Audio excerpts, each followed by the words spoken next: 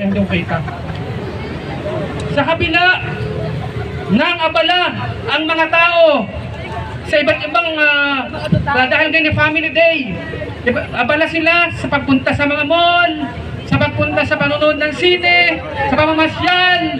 Subalit mayroong ilang mga magigiting at makabayang mamayang Pilipino na andito sa panulukan ng EDSA People Power Monument upang manindigan para sa katotohanan, katarungan at katuwiran ng lahi at ng lipunang Pilipino.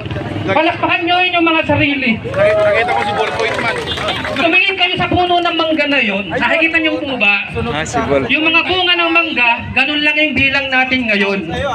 Pero sa totoo lang, sa buong Pilipinas at sa mamayang Pilipino sa buong mundo, yung mga dahon ng puno ng mangga, ganun tayong kadaming naniniwala na dapat patalsikin kababayan sa pwesto o impeach itong si Vice President Sara Duterte. 125 million pesos ginastos lamang sa loob ng 11 araw. Gano'ng katakaw o kagahaman itong pangalawang pangulo ng ating bansa. Mag-aanting na tayo ng vlogger. Kaya tayo nandito ngayon upang ipakita na tayo magsimula. Ito ang pinakauna makasaysayang pagkilos. Ngayong Enero 2025, ang grupo ng Bunyog, ng Magdalo, ng ilang mga Makabayan Black, ng mga loyalista, ng mga kakamping, ng mga dilawan ay nandito sa panulukang ito upang ipahayag ang ating mga damdamin na tayo ay ayaw na sa korap na Pangulong Pangulo. At talaga namang ayaw, hindi ko naman po kasi binoto. Ako po ay kakamping noong halalang nagdaan na 2022. Tayo mga kasama sa Magdalo at sa Bunyog syempre.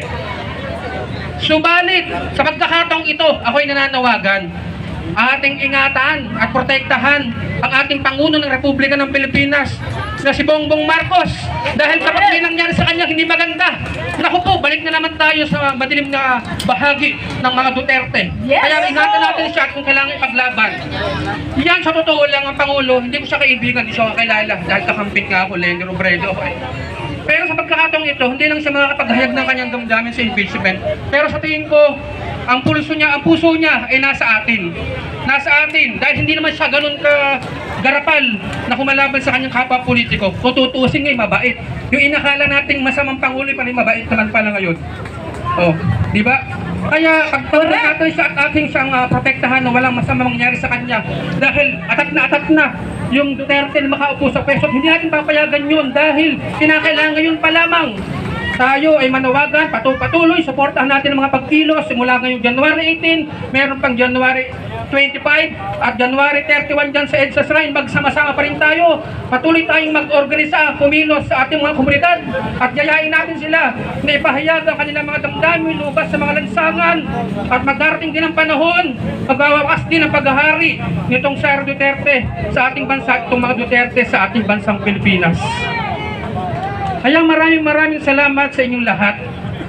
Unuulit ko, hindi ako maka-BBM. Pero sabi ng ating Pangulo nung nakaraang SONA, bago siya magtapos sa SONA niya, sa talumpati, patuloy tayong lumaban sa mali at masama. Natatandaan niyo, sinabi niya yan.